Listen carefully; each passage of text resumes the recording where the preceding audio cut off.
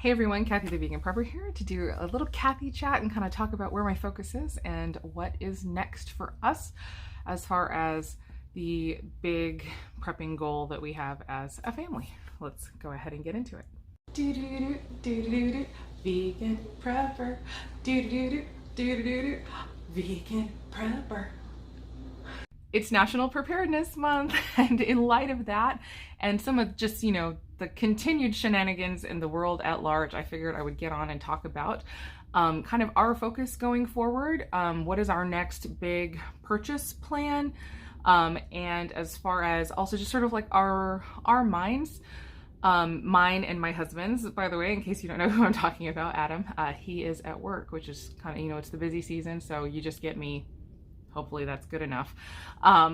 But kind of where our minds are with our prepping moving forward. And so honestly, if I just say, as far as moving forward, because, things are insane. Okay. Like I try really hard not to talk a lot about that on the channel because I like for this to be a safe place, but I also recognize that there are things going on in the world that are not pleasant.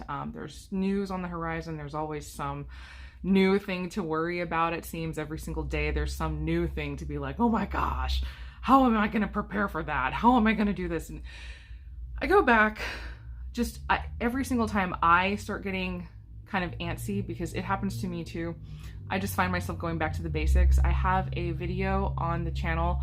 It is about 40 minutes long, but I think it's pretty good. At least the feedback that we've gotten has been all positive on prepping with a budget and sort of being able to focus and organize the prepping, like the mainstays of prepping. As long as you have these things covered, you're covered for the vast majority of situations. It's like food, the ability to cook food without power, water, the ability to purify that water if necessary, and like general sanitation, whether that comes from, washing your clothes or cleaning whatever you have on hand.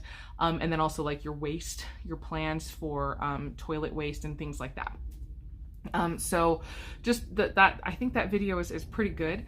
And like I said, the feedback has been great. So I will link that down below. I'm not going to talk about all of that right now, but what I will say is something that I have seen, and anybody who has been in preparedness for any length of time, please let me know in the comments if you've seen the same thing.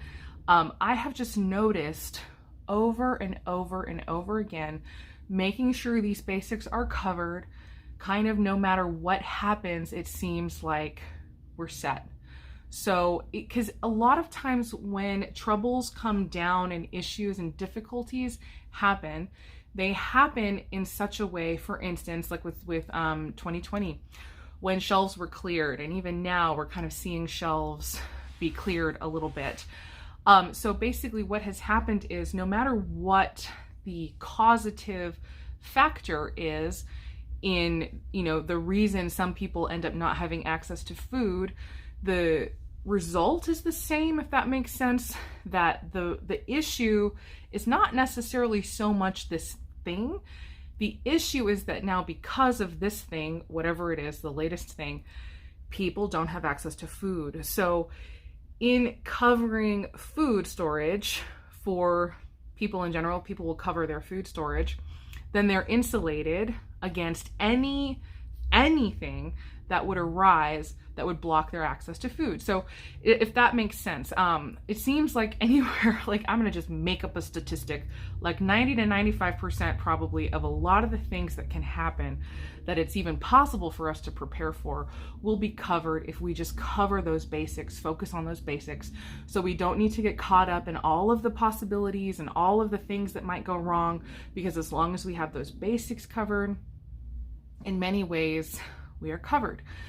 That's not to say that some specialized knowledge would not be wonderful, that you can prep extra things like medical knowledge and all of that. And I'm not saying that we stop at those basics. I'm just saying let's focus on those basics, especially if you are like me, if say you have ADHD, or I've talked about executive dysfunction and tendencies towards anxiety and overwhelm, that for me, getting back to those basics just over and over again, it's like just kind of coming back to my home base and realizing this is what I need. I need to focus on these basics, not get worried about the specifics and the logistics and the details of, you know, what might go wrong.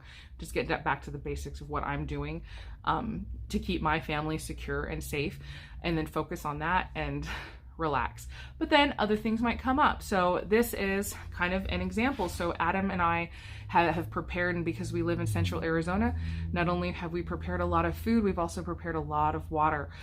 For me personally, I feel like the most likely and the most likely kind of devastating thing that could occur for us in this area would be a loss of power at the height of summer, or really, as far as likelihood, I'm not sure, but devastation would be a loss of access to water, especially, again, in the height of summer. So for us personally, we have focused very hard on prepping our water along with our food. So we did it incrementally, and I kind of discussed it in that video where we stored up first really 2 solid weeks of food. And then at the same time, we stored 2 solid weeks of water using the measurement of 1 gallon per person per day, which I have since learned is kind of less probably than what you actually need. You could maybe get away with that if you absolutely had to, but something more like 1.5 to 2 gallons of water per person per day is more ideal. But I think that 1 gallon per person per day is kind of the bare bones place to start. And so water is a huge concern for us, and that's something that we have prepared. In our minds, we want to increase our water storage. And so this is kind of an example of looking at what's possible. City prepping talks about it a lot, what is possible versus what is probable. Prep for what is probable, not what is possible. And so I want to get very large water tanks for our backyard, but at the same time, I wouldn't be willing to put them back here unless we can also conceal them. But I was thinking about it and looking at how many gallons of water we already have stored up, and I don't want to reveal the extent of our water preps at this point. But I was looking at the figures and how long that amount of water would last our family in a, you know, kind of disaster where we would need water of our own stores and we wouldn't have access to it in the city. And I started realizing if we were in a situation where we had no access to city water and we were needing to use our water stores, I don't think the scenario exists where we would still be in our home if our city has lost access to water for that long. And I don't know if that makes sense, but I started trying to think about it. You know, they say, I think it's a common saying, I don't know who originally said it, and if I need to credit someone, let me know in the comments below, but that basically we're always only 3 meals away from anarchy. Imagine if people don't have water. So you can last for 2 weeks usually, or even more without food, but it's more like 3 days if you don't have water, probably even less, again, if it happened to us in the height of summer. I can't even imagine the kind of things that might happen if people lost access to water and no longer had water. So for me, if we have no access to water, I don't think we're still here. And so that sort of got my wheels turning.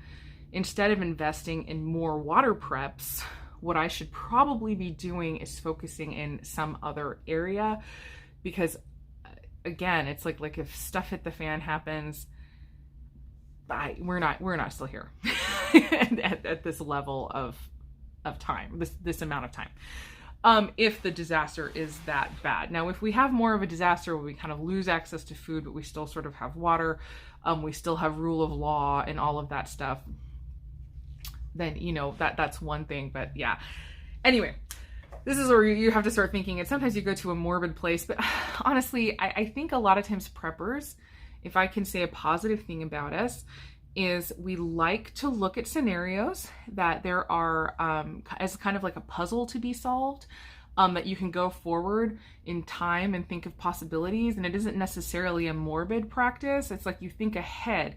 And the thing is, I believe that becomes your habit, so that you end up getting prepared in life even for like day-to-day things, so much more than people who just kind of derp their way through their day and just sort of let everything happen to them, and then it's like one crisis after another. And I've had people comment to me like, oh my gosh, like you just have it all together, and I so don't. But because I'm more of a prepper mindset person, I have like all kinds of things in my purse. It's like prepared for almost any circumstance or situation. I pretty much always got water with me. I've always got bars in my bag. I've always got something, you know, so I'm not necessarily prepared for a full 3 days every single time I leave the house or whatever. But you know, if we end up waiting extra somewhere, I've got food to hand over to my kids. We've got water. You know, you end up preparing even kind of on the day-to-day stuff. And I feel like prepping isn't just about survival, it's about also living a better life, you know, because it permeates every aspect of your life. But anyway, kind of going forward, thinking of scenarios, it ends up kind of giving you new ideas as far as direction. And so for us personally, what I really would like to do, and Adam and I have kind of discussed this, but this is where I would love to seek some expertise from those of you who have more experience and know more about these things than I do, which is probably all of you. Honestly, I don't even know why you're watching. I suck at this so bad. I should be better at promoting myself, but honestly, I can't believe, I can't believe you're watching. I'd love to seek some expertise. And so I want, weirdly, like I have so many things covered as far as cooking without power. I have a sun oven, I have a firebox, my Wonder Bag. I talk about it all of the time, but just for anybody who doesn't know what that is, I did a firebox and Wonder Bag test cooking 2 pounds of beans. I believe it was 2 pounds of beans. I just boiled them for like 10 or 15 minutes on my firebox, and then I stuck the whole thing into the Wonder Bag for 6 hours, and then I had perfect beans. And so I think something like the Wonder Bag or an insulated cooker, because the Wonder Bag is not really available in the US anymore. I think it will be again at some point, but it's probably got to do with international shipping rates and all of that stuff. So for now, they're just not available in the US. However, there are alternatives. There are insulated cookers that will end up doing something kind of similar, I believe, to the Wonder Bag. But yeah, you just sort of take your pot, after boiling 10 or 15 minutes, stick it in your Wonder Bag, close it all up, leave it sitting. It's basically a powerless slow cooker. All you have to do is boil your food for 10 to 15 minutes, stick it in there for a few hours, and it essentially slow cooks. And it finished cooking 2 pounds of beans after only boiling for 15 minutes on a fire. So you don't have to cook hours and hours and hours. I think that is a solution to use a lot of your dried stores in a situation like that. I'm very blessed to already have my Wonder Bag, but again, you can find an insulated cooker and it will do something similar. But I will link the video down below where I do that test. So I have all of that gear and stuff, but again, water is such a huge concern here. And so what I keep thinking to myself is, I wish I had a way of running my Instant Pot without any power. And so that is kind of the thing that is on my mind right now. Because if you don't know, here's my Instant Pot. Well, it's actually not my Instant Pot. This is my son's Instant Pot, which I bought for him when he went on his internship to Washington, D.C. This is the one that he wanted. I had Amazon ship it out to him, and so he had it there to cook his dry goods. He wanted the big Darth Vader Star Wars Instant Pot, and that's my boy on his first trip from home. 21 years old, but he's still my boy, you know? So, I mean, he's a wonderful young man. I don't mom him like he's a boy. I'm just saying, in my heart, that's my boy. And he was like, I want the Darth Vader one. And I was like, done. Go ahead, take it. I don't care that it's like $30 more expensive than the other one. Go ahead, you can have it. But anyway, I sent it to him, and now I have 3 Instant Pots in my house. And I haven't used all 3 of them at once, but the thing is, this is technically his. When he moves out, he's going to take it. Part of me doesn't really want to get used to using 3 Instant Pots at once, because then once he moves out and he takes his Instant Pot, I'm going to need that back, you know? I'm going to need one myself. But anyway, what's awesome about the Instant Pot is that it uses less water than other methods of cooking. And I haven't really heard anybody talk about this before, but again, especially being here, being so concerned about water, especially, if we were in a scenario where we had lost access to water, but we still had power, I don't know what scenario that would be, but we could potentially stretch our water stores because, for instance, white rice in the Instant Pot, you would cook at a ratio of 1:1. So 1 cup of rice to 1 cup of water. On the stove, typically you do more like 1.5 cups of water to 1 cup of rice. And typically, of course, we're cooking anywhere from 3 to 4 cups of water. So that is saving 1.5 to 2 cups of water every single time I'm making a batch of something in my Instant Pot, at least when it comes to white rice. The savings are even more if you're cooking brown rice, because brown rice in the Instant Pot is 1.25 cups of water to 1 cup of brown rice. On the stovetop, that would be 2 cups of water to 1 cup of brown rice. And again, it ends up kind of multiplying, right? Because you're not only cooking 1 cup of rice. Typically, if you're cooking for a family, quinoa is the same exact thing. 1 cup of quinoa to 1 cup of water in the Instant Pot. But on the stove, it would be 1 cup of quinoa to 2 cups of water. So that's even more dramatic of a savings of water. And so I think, obviously, like if we're trying to hit that 1 gallon per person per day, I think it would be much more possible if you had your cooking happening in something that was using far less water per meal. Now, we don't think about it too much right now because we've got water coming out of our tap, but if we were dipping into our water stores, that is something that would be a serious concern. Also, for instance, 1 cup of beans in the Instant Pot will cook, it only needs 3 cups of water to cook that 1 cup of beans. So same thing. Major water savings. And so that is something that's been on my mind as far as, again, specifically living here and thinking about conserving water. Even though I have all these other methods of cooking, which are great, they end up using more water.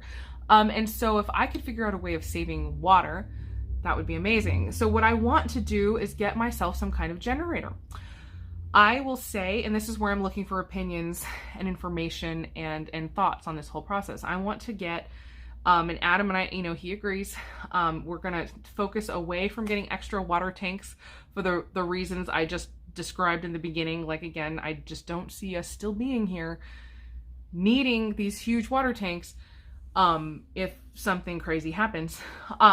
So we wouldn't last that long. Not in the population crush that is our city. It's, if we lived in a more rural place, then I might focus on something like that. But here, no. And so it's just, that's not a scenario that's in my head. But I am leaning towards a solar generator just because we live in the Valley of the Sun, literally. That's the name of the Phoenix Valley, the Valley of the Sun. We have so much sunshine here. It's very rare that we get a cloudy day. Pretty much when we get a cloudy day, it's the day that I've decided to cook in my sun oven outside. That's when the clouds come. It's like they hear it. So it's part of me, it's like I need to start thinking to myself, I'm going to cook in my sun oven tomorrow. And then like get clouds and cool the whole city down for everyone. It will be all me. But basically, I don't know. I feel like that's a really great way for us to go. I don't like the idea of diesel because it's loud. Primarily is the main thing, is that it's loud, that people might hear it. Because again, we live in a big area of people. We live in a pretty thickly populated area. And so I don't like the fact that people might be able to hear it. I also don't like the fact that we would also then need to make sure that we had access to fuel or we couldn't run it. So not only would we be investing in the generator, we would be investing in some way of storing gas and then needing to constantly rotate that gas. And to me anyway, it feels like it would be a lot more trouble than just getting the solar. And so I don't know. I have seen before, because we have small solar items, that I can unfold, just a small kind of rectangular solar battery bank that we have that's just basically for cell phones, and I can unfold that and it will charge even with clouds. And so I don't know. I feel like the solar generator might be the way to go. We'd have to get a relatively large a large capacity one. This is another thing I don't know. This is basically, we're entering now into a language that I do not speak. However, I'm willing to learn. And so I'm going to be doing research and learning how to do all that. But on the back of the Instant Pot, it shows that this is 120 volts, 60 hertz. I believe that's what the HZ is. If I'm wrong, I don't know. I'm good for some things. And then the wattage of the 6-quart Instant Pot is 1,000. I'm just looking because my other 6-quart Instant Pot, I already checked, it's also 1,000, but then the 8-quart is 1,200. A 3-quart Instant Pot is tiny, but you know, still you could get by with it. A 3-quart Instant Pot is 700 watts. And so basically we would need a solar generator with enough power to run an Instant Pot. That's what I'm wanting. And so this is, again, kind of almost like what I was talking about before, where you'll end up prepping for one thing and then you'll be covered in a million other scenarios that you never thought of. And so just by getting a solar generator for an Instant Pot, I also know that I'm going to be covering us in many different kinds of scenarios that I haven't even thought of yet, things that might come up. And so that's something that I want to do, but that's going to be a major purchase because it looks like in order to do this, we're going to be spending at least $1,500, at least. So again, this is kind of where I'm seeking some expertise from those of you who have delved into generators, know more about this kind of stuff. Do you think you might go with diesel, or do you think you might go with solar? Again, I think of Texas and the blizzard and people losing access to gas, or gas was like freezing in the pipes, or getting slowed down. If I'm remembering right, it wasn't flowing during the blizzard. So people had these diesel generators that they couldn't use. Now, granted, maybe it's possible a solar generator wouldn't work very well either in a condition like that, but I'm not necessarily expecting a blizzard. If we had a blizzard, then I probably would be cooking on a fire because we would be lighting a fire to keep ourselves warm. So that's the other thing where I'm like, hi, I don't think I'd be using the solar generator in a blizzard. And if we had snow all over the ground, well, I'd have some water. So, you know, like, it's kind of like kind of thinking through, it's like, again, it's kind of like, it's fun to kind of think of all the pieces of the puzzle. Even though I do know, because of all of I read, like, after the Texas blizzard happened, I went through and I read forum after forum after forum after forum of people discussing their experiences and things to keep in mind. And so I now know, which I did not know before, that snow is a very deceptive volume, right? Like it looks huge, but then when you melt it down, it's not nearly as much water as it appears because it's, I don't know, it's fluffy or whatever. So I do know that now. And that's, you know, really important among many other things that I learned brand new because I'm completely ignorant of snow. Much like many of the people in Texas were completely ignorant of snow. I'm originally from Southeast Texas, and then we moved here to Phoenix. So snow is not a thing that I know. That's one of the things too that I saw on the prepping boards, and I know I'm getting off track. I'll just say one more thing about this. I saw a lot of really critical, disparaging comments towards these people, because like they'd have pipes freeze and burst in their homes and all of this stuff, and people were basically like, well, you got to do this when you know snow's coming, or blah, blah, blah, like all of this stuff. And it's like, how do people know? How do people who have literally never lived through snow in their lives know the things to do if snow shows up in their lives? Like people don't know. They don't know what they don't know, so which is why it's important to glean knowledge, and why I like obsessively read so many forums and so many people's experiences so that I could start formulating in my head, what would we do if something crazy like that happened here? But yeah, I'm really interested as far as our next big ticket purchase for prepping. It's going to be a generator. And that will be the most expensive thing that we have purchased as a prep. I have one pretty much, at least for now, I have basically completely foregone the thought of getting a freeze dryer. That is a super popular thing for people to get right now, but me personally, I'm thinking a generator is much more important than a freeze dryer. I am very into dehydrating. I love dehydrating. I'm very satisfied with dehydrating. I know that there are a lot of pluses to freeze drying as well. If somebody dropped off a freeze dryer at my door, I would not refuse it out of, some principle or whatever. I would love it. And I would use that thing. But I'm not going to drop $3,500 on a freeze dryer right now when I have a dehydrator that does not the same thing, but essentially serves the function of preserving food in a shelf-stable form that I don't really have to worry about if we lost power in summer and the heat increased in my house. So that's kind of where I am. The main thing that was kind of the nail in the coffin on the freeze dryer thoughts for myself personally was because I'm so concerned about packing as much as I can in as small a space as I can. It was the fact I like realized all of a sudden it clicked, the light went off. I was watching Three Rivers Homestead and she was pulling stuff out of her freeze dryer. It is not the first time I have seen people pulling stuff out of a freeze dryer, but I suddenly realized it finally. Like I said, it clicked all of a sudden when I saw she had put oatmeal on a tray, stuck it in, pulled it out, and it looked exactly the same. And then I was thinking about Rose Red Homestead freeze-drying potatoes, and the same thing happened. She freeze-dried mashed potatoes. They came out the exact same size. She freeze-dried diced potatoes. They came out the exact same size. And then I began looking around and finding out that freeze-drying does not reduce the size of the item that you freeze-dry. Now, this could be part of why a major pro of freeze drying, of course, is the fact that when food rehydrates, for the most part, you can't ever tell that it was anything other than fresh food ever at any point in its life cycle or whatever. It tastes still beautifully fresh, basically no texture difference, probably because it maintains its size and all of that. So again, there's some pros to that. I'm not 100% knocking it. However, like one of my main things is about saving space. And so when you dehydrate things, it drastically reduces their volume. Sometimes it's insane, the level of volume reduction you get, like especially with carrots. Now those are really dramatic. Not everything reduces as much as carrots, but you save a lot of space with dehydrated foods. And that's another reason that I love dehydration. So learning that the foods that come out of a freeze dryer are the same size was kind of like, I don't need to do meat. I don't need to do dairy or eggs or any of that stuff that's not really very safe to do in a dehydrator.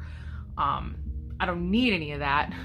I would love to have a constant stream of freeze-dried bananas in my face, but not for $3,500 when we still need a generator. So that's the decision that I have made. If Harvest Right wants to change my mind, you know where to find me. Here I am. But yeah, that's kind of what's on my mind going forward. Really, basically, I don't know how, it's not very exciting. It's just business as usual. I mean, whatever, the next crisis happens and it's like, okay, you need food, check. You need water, check. You need sanitation, check. That's what you need, no matter what happens. So, if a nuclear, but like, that's the thing too, like people, I know, like, we've got to prepare for all of this stuff, but it's like, if a nuclear strike happened, like in my city,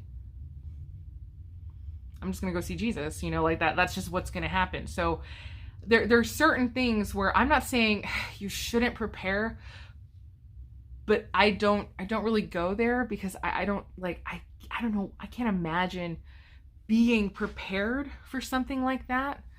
You just get through day by day on certain things. And you just have to trust that you'll be led, that, take wisdom where you can find it, prepare in advance, watch some good YouTube channels, get some information. Magic Prepper has actually become one of my favorites. He has been my favorite for a long time. I really like his style. He definitely talks a lot more about things that I don't talk a lot about on this channel. But I really do appreciate a lot of he does a lot of the puzzling out of scenarios and giving information and thinking about things that are happening. And I really appreciate that about him. He's also extremely diplomatic. He is open and willing to learn. He admits he might not know as much about this as this, things like that. He's not one of those guys. I don't get the impression that he's out there flexing, like I know everything and nobody can tell me anything. He's not like that at all, and I really do appreciate watching him.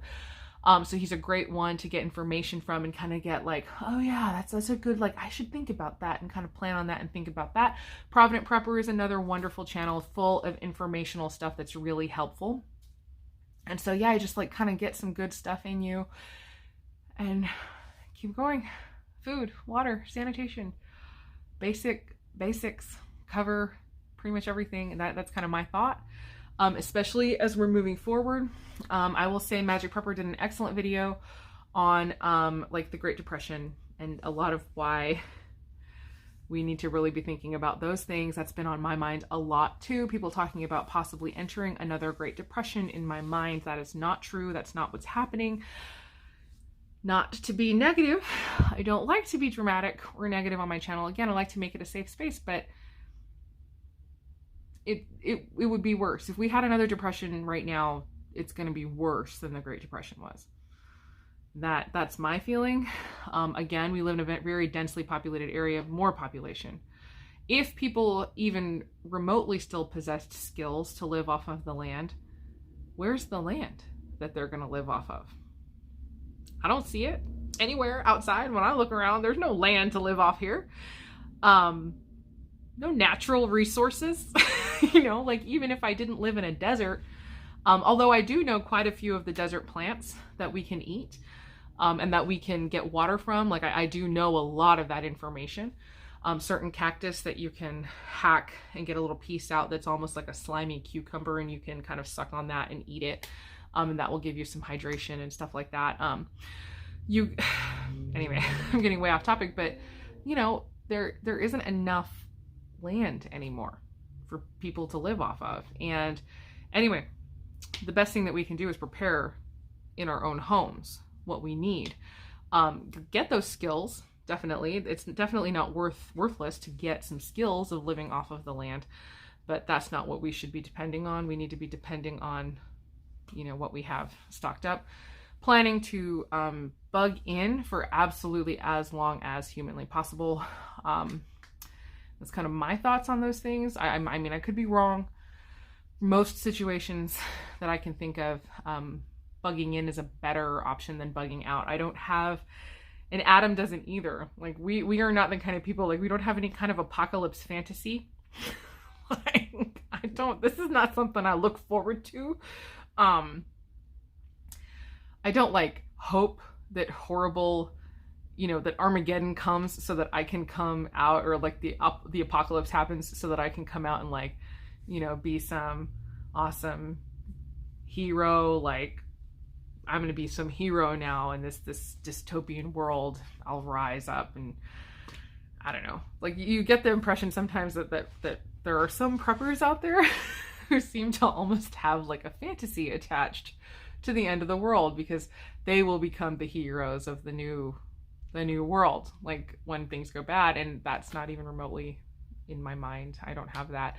I mean, people got to have fun. They got to have a hobby. So I'm not necessarily like knocking that if somebody has that headspace and they're like, yeah, like I could, you know, if it gets them prepping, go ahead. If you want to prep, you need an apocalypse fantasy to prep, start having an apocalypse fantasy so that you prep, so that you're taken care of if stuff does happen. But anyway, I guess that's it for me. I'm gonna go ahead and cut this short. So yeah, definitely let me know in the comments down below your thoughts, especially if they're based on real world experience, your thoughts on a solar generator versus a gas generator, pros and cons of each.